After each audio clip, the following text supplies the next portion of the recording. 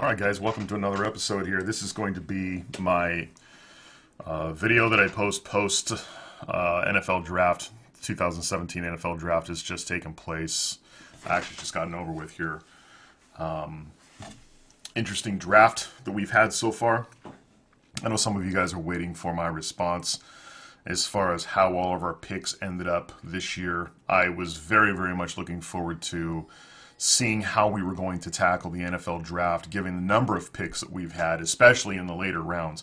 I wasn't really expecting a whole lot of flair in the first and second round. I think just given the place that we were picking at 17, I knew that there were going to be some defensive players that were going to drop down to us just because of the number of really, really good talent that was in the NFL this year. I just was really, really worried about us going... I just was really worried about us doing some crazy stuff, to tell you the honest to God truth. There were rumors that were floating around during the draft that we were possibly looking at trading Kirk Cousins for moving up or taking somebody, or actually moving back. That was something that ended up being a myth, from what I understand. From what people are reporting, that didn't necessarily take place. That, according to certain sources, was actually somebody who kind of propagated that whole situation. And it's unfortunate that happens, but that does happen during the NFL draft, is the tensions are high, sources are coming in so fast that you don't necessarily have time to go back and see the validity of a lot of that stuff. So I was wondering as to whether we were actually going to take a running back, because there was a lot of running back talent that was out there. I think we've known for a while that we were pretty much done with Matt Jones out of Florida. We weren't going to necessarily give him another shot, and we were looking at possibly getting somebody in his place to bring in.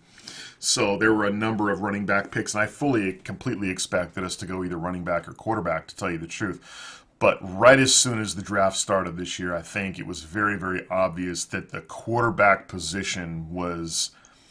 This was the craziest draft I've seen in a very, very long time as far as the craze over quarterbacks. And there had been for a couple of years there where, we were possibly going to be making out of the first round without, certain running backs being taken, without certain quarterbacks being taken. And then all of a sudden this year rolls around, and people can't get a hold of quarterbacks, fast enough, and they can't give up enough for quarterbacks.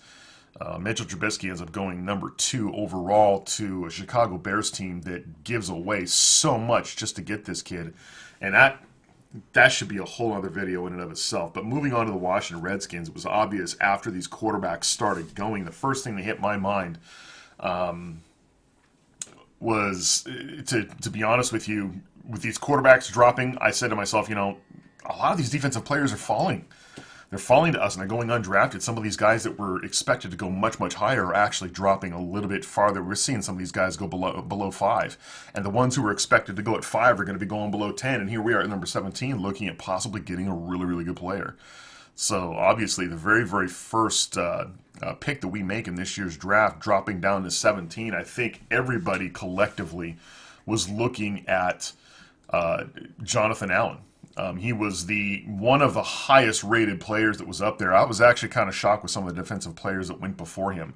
But then again, team needs, kind of come before a lot of that stuff too. So Jonathan Allen drops to number 17, and we pounce on the opportunity to take somebody who you guys know, none of us had mocked this individual coming down that far. I never saw Jonathan Allen making it out of 5, to tell you the truth, and he drops to 17 and ends up coming back home to play for, from what I understand, is one of his childhood favorite teams. He's from the DMV area, and everybody is just ecstatic. This is the one pick that I think that people are going to be talking about for some time. My opinion on Jonathan Allen, I didn't watch a whole lot of Alabama games this last year. I saw the national championship, and that was a game where he I do recall for the first time actually kind of paying attention to that defensive line that Alabama had, and Jonathan Allen was a part of that.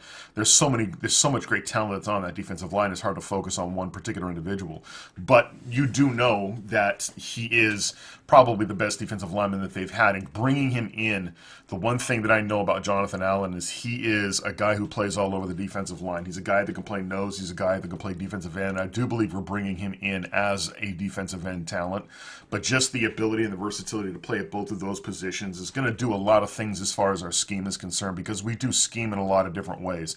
We will slide talent from the defensive end position over to a zero tech in order for a linebacker to move into that 3 or that 5. So it's the way that we mask and disguise rushes and coverages. Jonathan Allen is going to be a very, very versatile individual for us, and the guy is, it's frustrating also selecting a Jonathan Allen, because one can't necessarily help but think what would happen if we still had a Chris Baker on this team. But if you're going to choose between the two, obviously a Jonathan Allen is a guy that you're going to want to take. Now, there's some current concerns regarding Jonathan Allen. He has an injury history. The history of the shoulder. He has come out and said that he feels great. Of course, they always say that they feel great. He's been passed on by a doctor, and I really don't think we're going to know until probably preseason football as to whether he is actually back to being 100% and able to use that shoulder to help this team out. But you're expecting Jonathan Allen to be pretty much a day one, week one difference maker on this football team, and he pretty much is. He's going to be a huge, huge upgrade for us, and it's going to be very, very interesting to see, especially after week 4 when Trent Murphy comes back. When Trent Murphy comes back with Jonathan Allen, and of course with our defensive front now, it looks a little bit more interesting. So I'm thoroughly excited on Jonathan Allen from Alabama coming in. Guys at 6'3", 283. A huge upgrade. Moving on to number 2, round 2, we ended up selecting outside linebacker. We took an outside linebacker, Ryan Anderson. Kid comes out of Alabama as well. We took 2 Alabama players right off the bat, and I believe our head coach came out and said that, when it comes to evaluating talent, it's very noticeable the difference between the SEC and everybody else, especially Alabama. We like their work ethic. We like the execution of scheme from their offensive and defensive players, and so we went outside linebacker. We've taken a lot of outside linebacker help the last couple of years. I personally would have liked to have seen us go inside, but there's nothing out there that's saying that this kid's got to only play outside. I think in this league, you've got to have the ability to play both. So he does, from what I understand, does have a little bit of a lack of explosiveness around the edge. Tremendous athletic ability, tremendous tackling talent. I think we're really kind of taking a look at this kid as being a modified run stopper, somebody who's going to be able to maintain gap assignment, to be able to stop the run, even rush the passer on occasion, but not necessarily our number one weapon in that regards. But coming in at 6'2", 253, he's pretty good size outside linebacker, so we'll see exactly how Ryan Anderson fits into this process. And then we go on to round number 3. Round number 3 with the 81st pick overall, we run into a Fabian Moreau, cornerback out of UCLA. I actually remember Fabian Moreau. He was featured in one of the games that I had watched him play in, where he had made a pretty good pass breakup. I can't even remember which game it was. You tend to lose track of a lot of these games after you watch enough of them. But the kid's got actually pretty good size at 6 feet tall. 6 feet tall, 195 pounds is very, very good size and weight for a corner. UCLA had featured a really, really good defense last year. He's really, really good in press coverage, from what I understand. He's still kind of learning. If I'm not mistaken, this is the guy. He was a former running back. He was a former running back, came in as a running back, and is now learning how to play corner. And this happens quite a bit in college. Now he's starting to learn a little bit of the coverages and starting to learn the zone defenses and the cover 3s and the cover 2s. That's going to take him some time. Moving on up into the next level at the professional spot, though, it's really going to be indicative of him to learn this as fast as he can, because the talent level goes way, way up.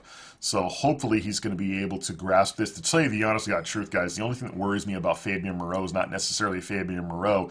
It is our ability to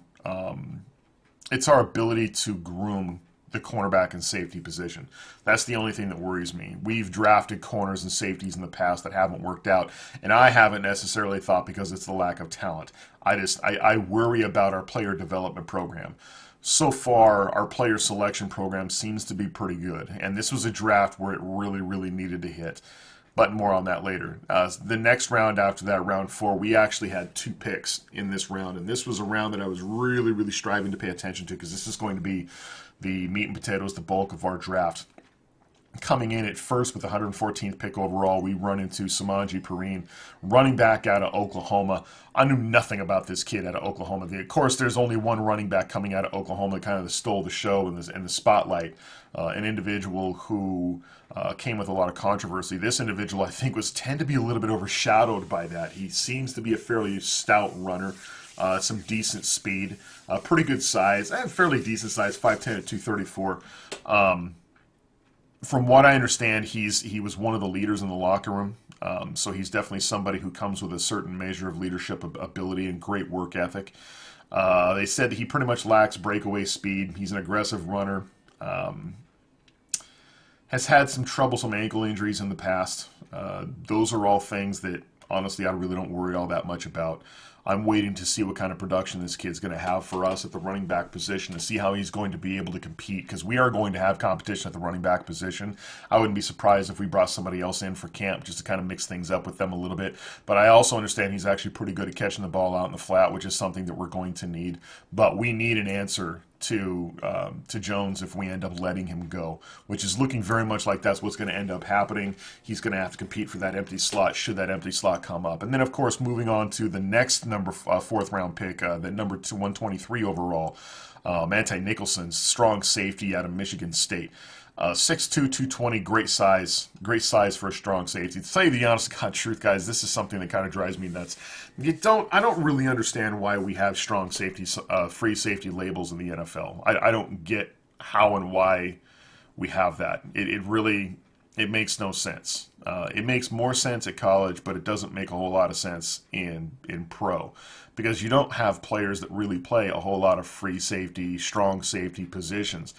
You have to be able to play both if you're a safety in the NFL. You do not want to give a quarterback the indication that in a cover 2 defense that you're disguising your zone coverage if all you got to do is check and see where Manti Nicholson is lining up to know that the other safeties are free, so you're probably going to shift coverage to that side. You got to be able to play both. The only time that you don't want to play both is when the coverage doesn't necessarily disguise it as such. Case in point, cover 3. Cover 3, the guy that's in the middle is obviously the free safety. There's no other position for him to play. But if you're going to come into this league, you have to be able to play both. If you're a strong inside box type defense or defensive safety who's really good at stopping the run, then you really need to work on your pass coverage ability. You need to work on your zone coverage, your press man, your all kinds of different zone coverages to enhance your game, or else you're not going to last very long, because these quarterbacks have an ability to key on weaknesses like what it is that you're not good at. So I'm interested in seeing how this Nicholson kid, who's going to be a welcome addition, because we need a lot of help at the safety position. Hopefully, he can come in here and make an immediate difference. So hopefully, this is a kid. If this is a kid that makes it to his contract extension beyond his rookie deal, then we would have made a really good pick here. So I'm keeping my eye on Manti Nicholson out of Michigan State. We do like Michigan State players. So hopefully he's going to be an improvement in that strong safety, free safety, whatever safety position, because we definitely need it. And then moving on to the later fifth round at 154, we end up taking Jeremy Sprinkle, tight end out of Arkansas. This was a much needed draft selection. This was something that I knew that we needed to make, a selection we needed to make. I was hoping that we would make it, to be honest with you, because we don't necessarily have a really good blocking tight end right now. For those of you that are wondering why we took a tight end to begin with, we have tight ends. We have 2 tight ends that are offensive-minded tight ends that can get on the flat, get separation, and catch the football. But we don't have that blocking tight end. We're looking at a tight end that can come in, especially in a red zone offensive scheme, and put on a really good block. Put on a block in any number of situations. Now, granted, Jordan Reed has gotten better, but Jordan Reed is not the answer. Jordan Reed is somebody that you would put in there to make a defense think that we're going to him, when in all actuality, we're changing the play into something else, whether it's a draw play, whether it's a read option, whether it's just a straight-up running play. sometimes it's good to have that, but at the end of the day, Jordan Reed is not a blocking tight end. This particular kid, Jeremy Sprinkle, comes in at 6'6", 256. The guy's almost 260. We'll see what he's looking like towards the start of the season, but somebody, from what I understand, has really, really good blocking ability, is a good downhill blocker, somebody who can get out in the flat and even catch the football. He did a little bit of that in Arkansas. I don't know if that's necessarily what we're going to be asking of him to do in this offense. It may be something we kind of throw in as an alternate play, but to tell you the truth, I'm looking forward to having a blocking tight end because we really, really need one. Moving on into the number sixth round. Sixth round, number 199, Chase Rouillet, coming out of Wyoming. Offensive guard. He was listed in my thing as an offensive guard, but he's being listed on the team selection as a center. We really, really need a center, to tell you the truth. The person we have playing center right now is not a bona fide center. He's somebody that's filled into that center position. I don't necessarily see Chase actually coming in and taking that spot, but I see him as a healthy backup because we really don't have a backup option. And bringing in a rookie to be able to learn this offense, he's played tackle, he's played predominantly guard and center. I don't know necessarily. We definitely needed the position. We needed this kid to come in to play this position, but I kind of question his. I've seen a couple of games with him in it. It's just mainly some highlight stuff. I would like to see a hell of a lot more movement out of his feet. I would like for him to gain a little bit wider, more vision when it comes to his blocking technique. He tends to want to focus on just one guy. And as a center, when you've got these blitzing linebackers and these 3-4 schemes, you have to be able to take your assignment plus who else is firing in your gap. That's your responsibility as a center. You've got A gap control. And we see a truck ton of AA gap pressure in this league, especially on this football team, because they know it's a weakness of ours. Every single game that we played last year, I cannot even think of one where we had massive AA gap pressure coming right at the center. So this is definitely something he's really going to have to shore up his ability to move his feet, his ability to widen out his hips, to be able to take on his assignment plus somebody else should the arise. So this is definitely something he's going to have to work on. But he's young. He's got a couple of years, and hopefully this is somebody that in a couple of years we can actually groom to be a prolific position player for us. Moving on to the next pick. We had 2 picks in the 6th round. Moving on to 209, we run into a wide receiver out of Georgia State, Robert Davis. 6'3", 220, big target. From what I understand, great hands. Definitely a position that I don't think there's necessarily a draft where we walk out of not taking a wide receiver. Just giving the options, it's something that you definitely want to do, that you like to see your team do. So it's good to have him as a healthy wide receiver to come in and help us out with this position, because that position is always in flux. It's always changing.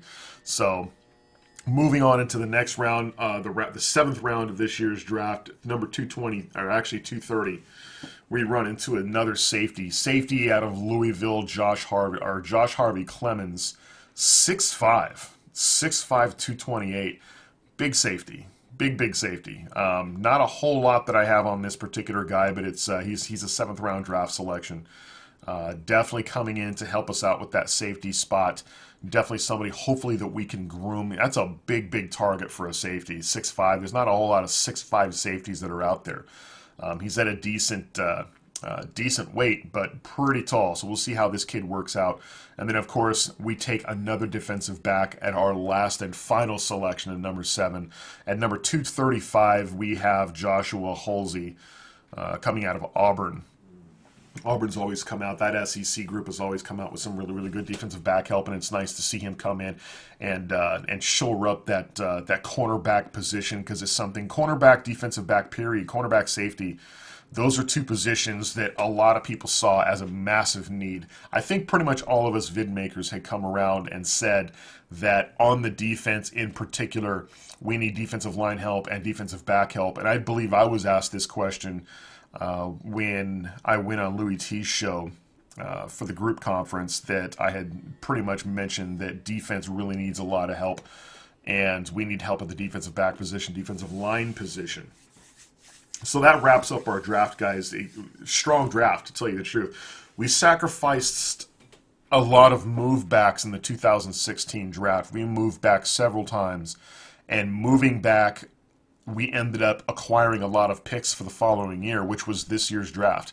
And that's one thing I was really looking forward to coming into this draft is you have a good, healthy number of bites at the apple. And I was really, really hoping that we weren't going to take that as commodity towards moving up. That was the one thing I was really, really worried about, moving up and taking a quarterback that, I mean, I had my eyes set on 2 quarterbacks if that was a thing that we were going to do. Unfortunately, everybody was going to be after one of them. I didn't necessarily think it was going to be Mitchell Trubisky, but I thought Deshaun Watson was going to be just as popular as he ended up being. But I didn't want to see us take that because honestly, you're just mortgaging more than just your future. You're really mortgaging your future because we needed those extra picks. This team has been depleted so much on defense. Throwing all of that away to move up to take an offensive player would have been futile because you would have had a phenomenal offense and an absolutely abysmal defense, which would have been worse than it was last year. Bringing in these players and hopefully grooming some of these players. We went defensive heavy here. Defensive heavy in this draft. If we're able to groom these guys and make them become prolific players on this defense, which is something we're not necessarily notorious for doing, but we've got another shot. Hopefully we're able to do that, and we're going to see some help at that corner position. We're going to see some help at that safety position, and we're definitely going to see some help at that defensive line position because we took a really, really good defensive lineman. So I think it's a little bit foolhardy to say that we would have. It would be interesting to find out who we would have selected if it wouldn't have been John Allen, who we had our eyes set on. From what I understand, outside or middle linebacker was a position that we were looking at, but when a Jonathan Allen falls to your when he comes into your grasp, he's not somebody you pass up on. You know, he's got to be a person that you take, and I was really, really glad because it's a very Redskin thing to do to have a great player fall into your lap and then select somebody else. That happens. That's happened more than once, and I've seen that happen more often than not. This, of course, being the not, I was really glad to see us have our wits about us, be patient. That's the one thing that is the most interesting about this year's draft selection, especially with the number one, with the first round pick, the number 17 pick, is that we were patient. That's not on that's so not the Washington Redskins. I mean, that's not a trait that we have been able to display in the past. And I give us kudos for having patience. Having patience and taking the guy who falls into our lap is unprecedented, and it's paid off for us, and hopefully it continues to pay off for us. So that's going to do it for me, guys. Not a whole lot that I have to say about this year's draft. I have really, really good positive things to say about this draft. I'm really happy with this draft. I'm not often happy. I just want to be able to see us take this talent and actually turn it into our favor. That's the only other area of concern. We've got one of those boxes checked. The ability to have a prolific draft. We've already had that. We've had that great year drafting, great year last year drafting, great year this year drafting. We had a lot of bites at the apple. Now we have to check that other box. We have to groom this talent. So those are the two major things I'm looking for in this offseason. Hopefully we can stave off injury. And another thing to consider too with this John Allen selection, with Trent Murphy coming back, we've also got Junior Gillette in the wings. So don't discount him. Don't count him out. Somebody that hopefully is going to be coming into this situation looking to make a huge difference. So look forward to some stuff that I have coming up here, guys. I have some projects that are coming up. I've already tackled 2 episodes of my miniseries that I have coming out. For those of you that don't know, I have a miniseries idea that I had come up with last week and have already sketched out and fleshed out rough drafts and scripts for. It's going to be my opinion on the NFL draft and NFL draft perspective, my perspective particularly. I've got about at least 3 to 4 episodes that I'm going to be pretty much uploading for that miniseries, so look forward to that. I'm also going to be working in collaboration. For those of you who had been paying attention to the comment section in one of my other videos, there was an individual who had left a post. He had posted in my comment section and asked me if I wanted to do a collaboration.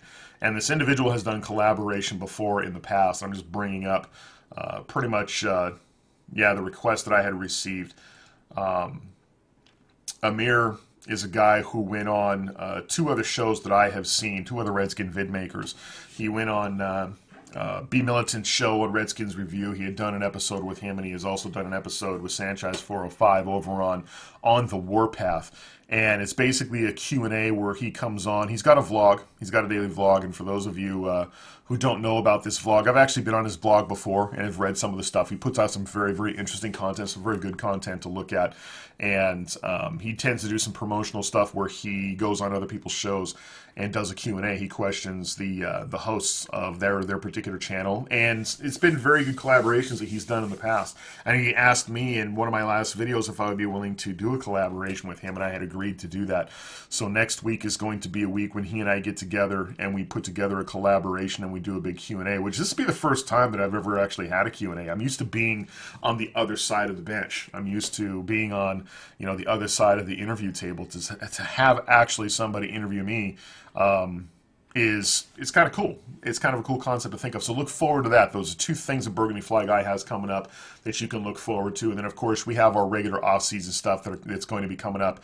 Some of the off-season stuff, we've got OTAs that are going to be coming up. Look for the media to fan the flames of whatever for that, because it always happens every single year. It's going to be interesting to find out what the headlines are going to be this year. Obviously, the hot topic in this year's off-season is going to be our first-round draft selection and everything associated with him. So that's going to be exciting. That's going to be really, really exciting. I'm looking forward to that. Moving on into summer, where we've got our camps, our team camps for that, and then, of course, moving on into preseason, and then we're right back into another whole season of football. So that's going to do it for me, guys. I will look forward to filming some more of my mini-series. Look forward to me uploading that, and we'll catch you guys later. Leave your comments down below, and we'll see you next time.